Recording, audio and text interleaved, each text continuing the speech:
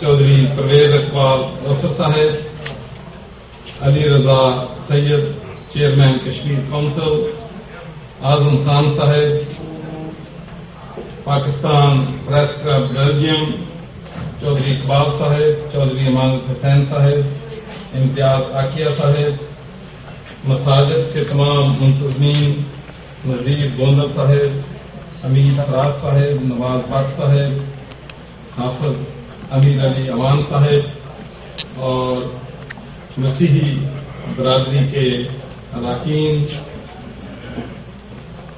چودھری نظر صاحب، ذوالفقار چوہان صاحب، محمد امین صاحب، اعجاز پیارا صاحب اور لندن سے آئے ہوئے ہمارے مہمان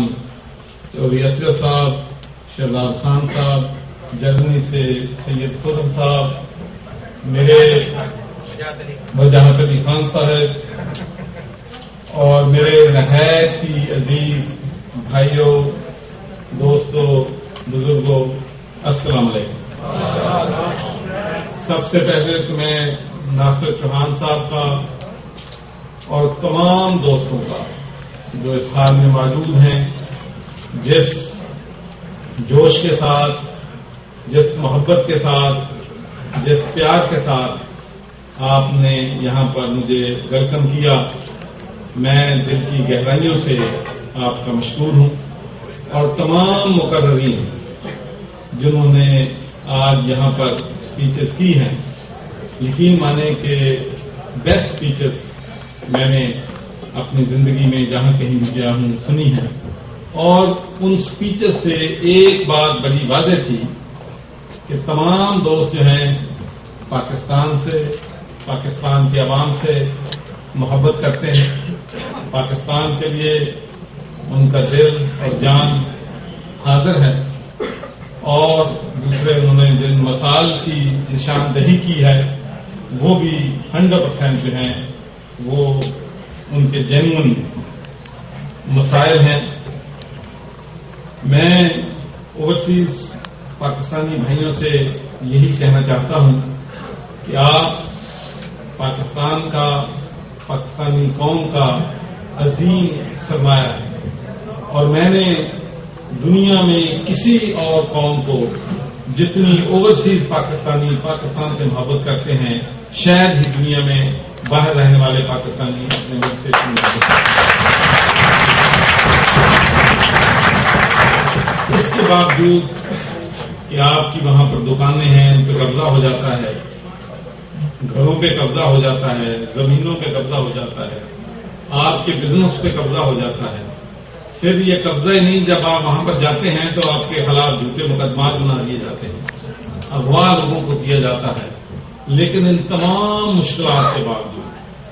ان تمام ناانصافیوں کے باوجود، آپ کی محبت میں پاکستان کے لیے ایک ذرہ بھر جو ہے وہ کمی نہیں ہے۔ تو مجھے بھی میں آپ کو بتاؤں کہ بڑی تکلیف ہوتی ہے، بڑی پریشانی ہوتی ہے کہ یہ جو ایک پاکستان میں پچھلے 2 سال سے ایک جو پروپیگنڈا کیا گیا ہے، ایک زہر پھیلایا گیا ہے لوگوں میں کہ شاید جو پاکستانی پاکستان سے باہر چلے گئے ہیں اور انہوں نے وہاں پر دوہری شہریت لے لی ہے، وہ خدا نخواستہ پاکستان کے ساتھ ہمدرد نہیں رہے ہیں، پاکستان سے ان کا پیار جو ہے اس میں کمی آئی ہے۔ تو یہ پروپیگنڈا جو ہے اس کو ہم نے ہر صورت ظاہر کرنا ہے۔ اور میں آپ کو یہ بھی کہنا چاہتا ہوں کہ میں پاکستان میں پیدا ہوا، پاکستان میں پڑھا، آباء و اجداد پاکستان میں ہے، ساری محبت پاکستان سے ہے، لیکن جب میں نے برطانیہ کی پارلیمنٹ کا الیکشن لڑا تو انہوں نے مجھے نہیں کہا کہ تم پاکستانی نیشنلٹی پہلے چھوڑو پھر برطانیہ کے ممبر آف پارلیمنٹ بن سکتے، لیکن پاکستان میں ہمیں یہ کہا جا رہا ہے کہ اوورسیز پاکستانی جو ہیں اگر ڈیول نیشنلٹی رکھتے ہیں تو محب وطن نہیں ہیں، ان کو وہاں پر اپنی نیشنلٹی جو ہے سرنڈر کرنی چاہیے۔ میں اس لیے آج یہ بات آپ کے سامنے کھل کے کہنا چاہتا ہوں کیونکہ میرا اس میں اب ویسٹڈ انٹرسٹ نہیں ہے، میں نے پاکستانی نیشنلٹی اڈاپٹ کر لی ہے، میں نے برٹش نیشنلٹی سرنڈر کر دی ہے، لیکن میں یہ بلیو کرتا ہوں کہ کیا یہ انصاف ہے کہ جو لوگ اس ملک کو لوٹتے ہیں، اس ملک میں کرپشن کرتے ہیں، اس ملک کے لوگوں کا خون پیتے ہیں اور دنیا کے باہر ممالک بینک بیلنس بڑھاتے ہیں، بینکوں میں سرمایہ کرتے ہیں، اپنے ملک میں نہیں رکھتے، کوٹھیاں بناتے ہیں، جائیدادیں بناتے ہیں، وہ تو پاکستان میں الیکشن لڑ سکتے ہیں۔ اور وہ اوورسیز پاکستانی جو دن رات محنت کر کے جب اس ملک پر کوئی آفت آئے، چاہے وہ زلزلہ ہو، چاہے وہ فلڈ ہو، تو جو دن کی کمائی ہوتی ہے، ہفتوں کی کمائی ہوتی ہے، وہ کمائی چندہ میں دے دیتے ہیں تاکہ اپنے دکھی اور مصیبت زدہ بھائیوں کی مدد کریں۔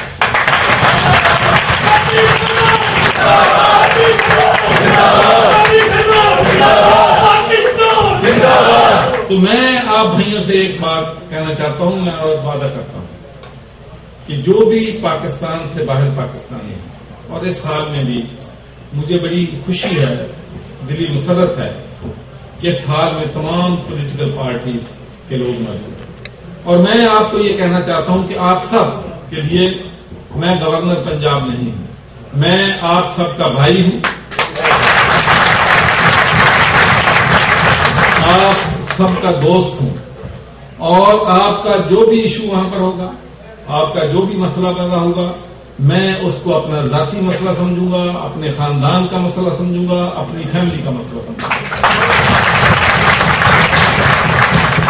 لیکن اس کے لیے ہمیں اسٹرکچر بنانے کی ضرورت ہے، اس کے لیے ہمیں اپنے ملک میں لیجسلیشن تبدیل کرنے کی ضرورت ہے۔ میری میاں محمد نواز شریف صاحب سے اور شہباز شریف صاحب سے جو آخری 2 میٹنگز ہوئی ہیں، میں آپ کو یہ بات بتانا چاہتا ہوں کہ ایجنڈے پہ ٹاپ آئٹم جو تھا اوورسیز پاکستانی، اور میں نے ان سے یہی درخواست کی کہ اوورسیز پاکستانی $15 بلین سالانہ پاکستان کی معیشت کو فائدہ پہنچاتے ہیں، تو وہ آپ سے قطعاً یہ نہیں چاہتے کہ ہمارے ساتھ کسی قسم کا جو ناانصافی کی جائے لوگوں کو جو پاکستان میں رہتے ہیں، وہ صرف یہ چاہتے ہیں کہ ہماری زمینوں پہ قبضہ گرو مافیا جو ہے اس سے نجات دلائی جائے۔ یہ کوئی بڑی ڈیمانڈ نہیں ہے، اور اس کو عمل کرنا، اس ڈیمانڈ کو پورا کرنا کوئی مشکل بات بھی نہیں ہے۔ ایک لیجسلیشن وہاں پر لایا جا سکتا ہے جس میں یہ کہا جا سکتا ہے کہ کوئی بھی کسی کی زمین پر قبضہ کر لے، کسی کا مسئلہ ہو، تو کیس شروع ہونے سے تمام اپیلوں تک 1 سال سے زیادہ وقت نہیں درکار ہونا چاہیے۔ یہ بات درست نہیں ہے کہ ایک مقدمہ آدمی کرتا ہے تو 10 سال تک اس کا فیصلہ نہیں ہوتا۔ تو میں آپ کو یقین دلاتا ہوں کہ انشاءاللہ ہم حکومت کے ساتھ مل کر، پرائم منسٹر صاحب بھی انشاءاللہ بہت جلد میجر اناؤنسمنٹ جو ہیں اوورسیز کے حوالے سے کریں گے،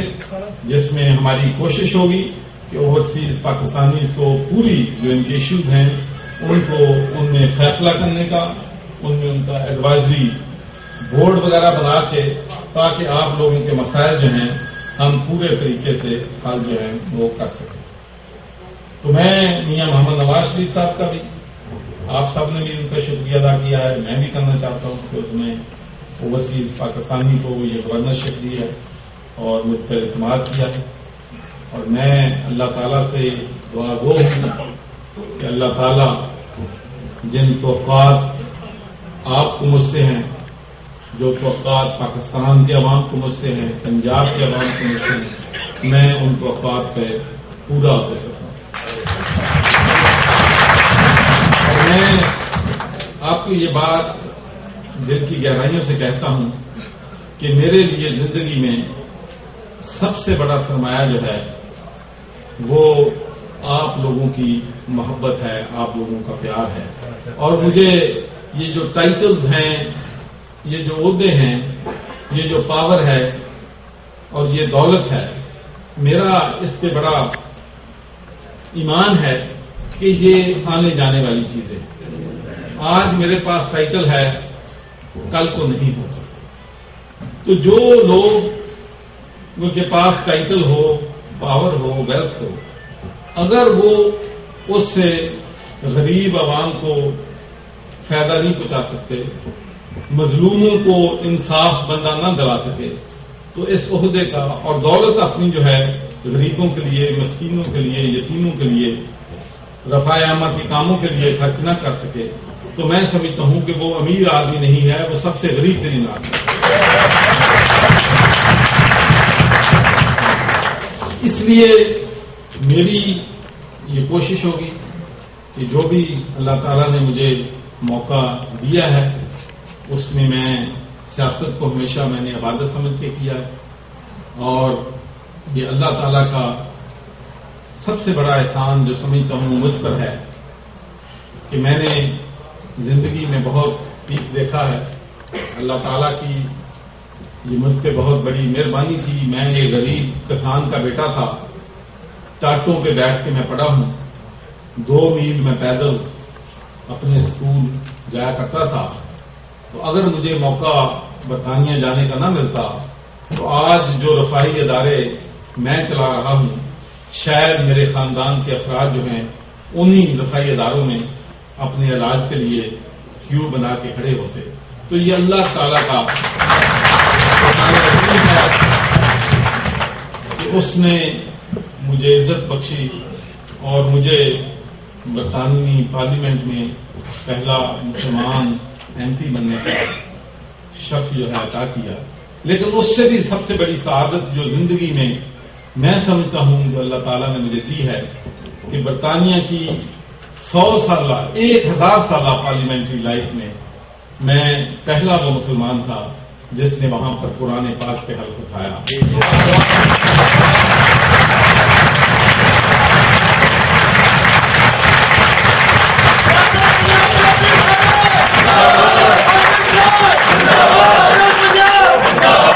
اور وہ قرآن پاک انشاءاللہ تا زندگی اس ہاؤس آف کامنز میں موجود رہے گا۔ اور اس کے بعد میں آپ کو یہ بھی بتانا چاہتا ہوں کہ جب میں نے گورنر کا اوتھ لیا تو وہ رمضان المبارک کا مہینہ تھا اور 27ویں روزے کا دن تھا، لیلۃ القدر کی وہ رات تھی۔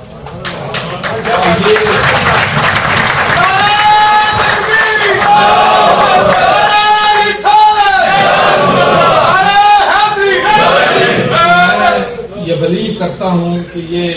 اللہ تعالیٰ کی طرف سے ایک احسان ہے کہ انہوں نے مجھے موقع فراہم کیا ہے کہ میں لوگوں کی خدمت کر سکوں۔ اور میں آپ کو ایک مثال دینا چاہتا ہوں کہ انسان اپنے آپ کو کتنا بڑا سمجھتا ہے کہ میں عہدہ مل گیا ہے تو شاید میں کیا بن گیا ہوں، لیکن یقین مانے کہ انسان جتنا بے بس ہے شاید ہی کوئی چیز اتنی بے بس ہو۔ انسان ایک لمحے کا نہیں پتا کہ زندگی بھی ہے کہ نہیں ہے۔ میں آپ کو ایک مثال اپنی دینا چاہتا ہوں ذاتی کہ میں اپنے نیفیو کی شادی کے لیے پاکستان سے برطانیہ جا رہا تھا. مجھے ہارٹ اٹیک ہو گیا اور میں جب مانچسٹر ایئرپورٹ پہ اترا تو وہاں سیدھا مجھے ہسپتال لے گئے اور ڈاکٹر پریشان تھے کہ کس طریقے سے ہو سکتا ہے کہ اتنا بڑا ہارٹ اٹیک ہو اور تم کیسے بچ گئے. تو میرا وہاں پر اسٹینٹ انہوں نے آپریشن کر کے اور وہ اسٹینٹ ڈالنا تھا. تو مجھے میری فیملی نے میرے والد صاحب انتقال کر گیا. میری فیملی نے ڈاکٹروں سے پوچھا کہ آپ اس کو اجازت دے سکتے ہیں گلاس کو جانے کی. انہوں نے کہا کہ بالکل ہم اجازت جو ہے نہیں دے سکتے. تو انہوں نے مجھے نہیں بتایا کہ میرے والد صاحب انتقال کر گئے. تو میں کتنا بے بس تھا کہ اپنے والد پاکستان سے میں مانچسٹر پہنچ گیا لیکن مانچسٹر سے گلاس کو نہیں جا سکا. اپنے والد کے جنازے کو کندھا نہیں دے سکتا, اس کی قبر پر مٹی نہیں ڈال سکتا. تو میرے بھائیوں, انسان اتنا بے بس ہے. ہم اپنے آپ کو قطعاً یہ نہ سمجھیں کہ اگر اللہ نے عہدہ دیا ہے تو ہم ہمیشہ یہ سوچیں کہ وہ لوگ جو ہم سے انفارچونیٹ ہیں, جو لوگ ہمارے ملک میں غریب ہیں, اور ایسے لوگ میں آپ کو بتاؤں ہزاروں ایسے لوگ پاکستان میں موجود ہیں میرے بھائیوں, جن کا بچہ بیمار ہو جاتا ہے تو اس کے پاس پیسے نہیں ہوتے کہ وہ ڈاکٹر کے پاس جا سکے. اگر وہ ڈاکٹر کے پاس پیسے دینے کے لیے کسی دوستوں سے عزیزوں سے ادھار لے لے تو اس کے پاس پیسہ نہیں ہوتا کہ دوائی لے سکے. تو یہ حالت ہے. بچوں کے لیے کپڑے نہیں خرید سکتے, بچوں کے لیے کتابیں نہیں خرید سکتے, بچوں کی خواہشات جو ہیں ان کو پوری نہیں کر سکتے. اور میں آپ کو ایک مثال دینا چاہتا ہوں کہ میں بہاولپور گیا, وہاں پر ایک فیملی, مجھے پتا چلا کہ ایک فیملی کے لوگ مجھے ملنا چاہتے ہیں. تو میں ان سے ملا, انہوں نے کہا کہ ہمارا بیٹا جو ہے اس کو بلڈ کینسر ہے, ہم 3 مہینے سے کوشش کر رہے ہیں, ڈاکٹر کہتے ہیں کہ اس کا علاج ہو سکتا ہے, ہمیں 20 لاکھ روپیہ چاہیے. ہم نے 6 لاکھ روپیہ 3 مہینوں میں ریز کر لیا ہے, 14 لاکھ روپیہ ہمارے پاس کم ہے. تو گورنر صاحب آپ ہماری مدد کریں. میں نے کہا کہ بھئی گورنر کے پاس کوئی بجٹ تو نہیں ہوتا, لیکن انشاءاللہ میں جب واپس لاہور پہنچوں گا تو جاتے ہی میں آپ کو 14 لاکھ روپیہ جو ہے بھجوا دوں گا, آپ بچے کو ہسپتال میں ایڈمٹ کروا دیں. تو میں بتانا چاہتا ہوں آپ کو کہ مجھے جب میں وہاں پر پہنچا ہوں تو میرے اسٹاف نے مجھے بتایا کہ جو پیرنٹس آپ کے پاس پیسے کے لیے آئے تھے ان کا بچہ فوت ہو گیا. تو میرے بھائیوں, آپ سوچیں بچہ اگر بیمار ہو جائے تو انسان کو کیا دیتی ہے. انسان کہتا ہے کہ میری ساری دولت چلی جائے, میرا بچہ نہ ہو. لیکن آج ہمارے ملک میں بچے جو ہیں علاج نہ ہونے کی وجہ سے ان کی موت واقع ہو. تو ہمیں اس نظام کو تبدیل کرنا, ہمیں اس میں تبدیلی لانی ہے. ہم نے میک شیور کرنا ہے کہ ہمارے بچے جو ہیں, جو غریبوں کے بچے ہیں, وہ سب ہمارے بچے ہیں. جب میں گورنر بنا تو میں آپ کو بتاتا ہوں کہ سب سے پہلا میں نے یہ کام کیا کہ وہاں پر میں نے VIP کلچر جو ہے اس کا خاتمہ کر دیا. ہر عید پہ یہ ہوتا ہے کہ بڑے بڑے سارے وزیر اور سارے مشیر اور MLA MP بڑے بڑے بزنس مین جو ہیں وہ گورنر کو ملنے آتے ہیں. تو میں نے جو پہلی عید الفطر تھی میری, میں نے 300 یتیم بچوں کے ساتھ بنائی جو لاہور کے یتیم بچے. اس کے بعد جتنے بھی معذور بچے ہیں لاہور میں یا کہیں بھی ہیں, ان کو میں نے سب کو اوپن انویٹیشن دی ہے کہ جب بھی یہ بچے گورنر ہاؤس آنا چاہیں تو مجھے بتائیں, میں ان کو سیر بھی کرواؤں گا, ان کو وہاں پر پورا جو ہے پروٹوکول بھی دوں گا اور ان کو لک آفٹر بھی کروں گا. تو میں نے یہ کوشش کی ہے کہ عام آدمی بھی جو ہے وہ گورنر ہاؤس میں جو ہے آ سکے, تاکہ یہ گورنر ہاؤس میں بلیو کرتا ہوں کہ یہ گورنر کا نہیں ہے, یہ عوام کی ملکیت ہے اور عوام کو یہ حق حاصل ہونا چاہیے کہ جب بھی وہاں پر جانا چاہتے ہیں وہ جا سکیں. منارٹیز کے حوالے سے, کیونکہ ہمارے کرسچن برادری کے لوگ یہاں پر بیٹھے ہیں, تو میں یہ کہنا چاہتا ہوں کہ جب پاکستان بنا تھا تو قائد اعظم محمد علی جناح نے فرمایا تھا کہ آج کے بعد یہ پاکستان جو ہے سب پاکستانیوں کا، چاہے وہ کرسچین ہیں، چاہے وہ ہندو ہیں، چاہے وہ سکھ ہیں، چاہے وہ مسلمان ہیں، چاہے وہ کس علاقے سے ہیں، وہ سب ایکول سٹیزنز آف پاکستان. تو یہ بات بڑی تکلیف دہ ہے کہ آج وہاں پر جب ہماری عیسائی برادری کے بہن بھائیوں کو پشاور میں جو واقعہ ہوا اس سے ہمارے سر جو ہے شرم سے جو ہے. تو میں ایک بات جو ہے پازیٹو جو میں نے دیکھی ہے پاکستانی قوم میں، اور میں مسیحی برادری کو یہ بات بتانا چاہتا ہوں کہ پاکستان میں جتنے بھی علماء کرام تھے تمام سیکٹ کے، ان سے میری ملاقاتیں ہوئی. پوری پاکستانی قوم 180 million Pakistani were standing shoulder to shoulder with us.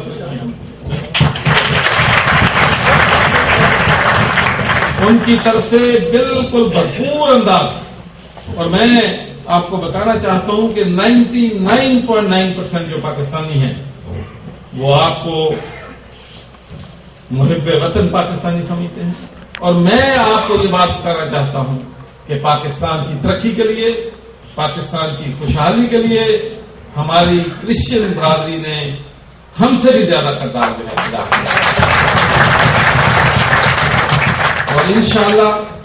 اکثر مجھے لوگ کہتے ہیں کہ آپ ایسی باتیں نہ کیا کریں، یہ بولڈ اسٹیٹمنٹ جو ہیں اچھی نہیں ہے، لیکن میں یہ کہنا چاہتا ہوں کہ اگر بحیثیت گورنر پنجاب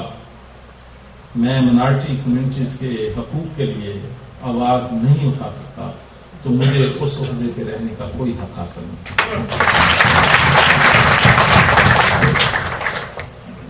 اب دہشت گردی کی طرف میں آنا چاہتا ہوں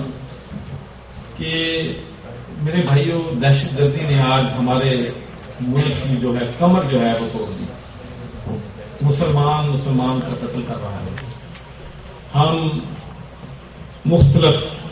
فرقوں میں آپس میں ایک دوسرے کو قتل کر رہے ہیں. 50,000 سے زیادہ ہمارے پاکستانی آرم فورسز کے لوگ، ہماری پولیس کے لوگ ہماری مساجد میں، ہمارے چرچز میں حملے ہو رہے ہیں. تو یہ سب کچھ تماشا جو ہو رہا ہے وہ اسلام کے نام پہ ہو رہا ہے. تو میرے بھائیوں، ہم حضرت محمد مصطفیٰ صلی اللہ علیہ وسلم کے ماننے والے ہیں، جن کو دنیا میں رحمت للعالمین بنا کے لیتا ہے. اور میں صرف ایک مثال آپ کو کوٹ کرنا چاہتا ہوں کہ جو دنیا کی تاریخ میں کم از کم مجھے ایسا کوئی واقعہ نہیں ملا کہ وہ شخص جس پہ مکہ میں صحابہ کرام پر ظلم ڈھائے گئے،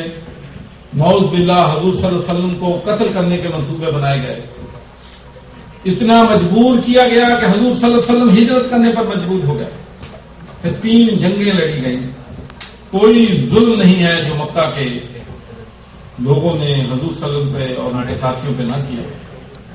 لیکن فتح مکہ کی مثال دنیا کے لیے ہسٹری میں ایک مثال ہے. صحابہ کرام سمجھتے تھے کہ آج ہم بدلے لیں گے لوگوں سے، تلواریں میانوں سے نکلی ہوئی تھی، لیکن میرے نبی حضرت محمد مصطفیٰ صلی اللہ علیہ وسلم نے فرمایا اونٹنی پہ سوار ہیں، سر جھکایا ہوا ہے، فرمایا کہ جو خانہ کعبہ میں پناہ لے لے گا اس کو بھی معافی، جو اپنے گھر میں پناہ لے لے گا اس کو بھی معافی. اور یہاں تک فرمایا ابو سفیان جس کے ساتھ جنگیں ہوتی تھی، فرمایا جو اس کے گھر پناہ لے لے گا اس کو بھی معافی. نعرہ رسالت یا رسول اللہ. ہندا جس نے حضور صلی اللہ علیہ وسلم کے چاچا حضرت حمزہ کا کلیجہ دبا کروایا اس کو بھی معاف کر. تو میرے بھائیوں،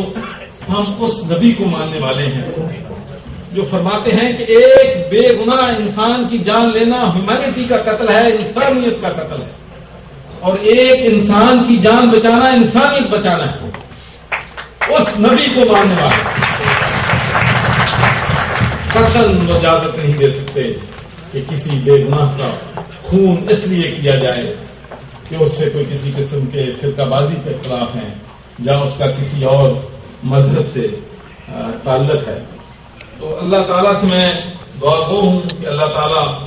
ہمارے مسلمان بھائیوں کو یہ ہدایت دے کہ ہم جو انتہا پسندی پہ پہنچ گئے ہیں اس انتہا پسندی میں کمی آئے. اس کے بعد میں آپ سے 2-3 باتیں اور عرض کروں گا کہ ایک جو یہ پرسپشن ہے اور یہ ایک ایلیٹ کمیونٹی ہے جس نے لوگوں میں بات چلائی ہوئی ہے کہ بھئی کیا کریں جی پوری قوم ہی کرپٹ ہو, اسی سارے ہی بےمان ہیں. لوگ یہ پہلی پاکستانی قوم ہے جی میں کہتے سنی گا سارے بےمان ہیں, اور کوئی قوم میں آج تک نہیں سنی کہی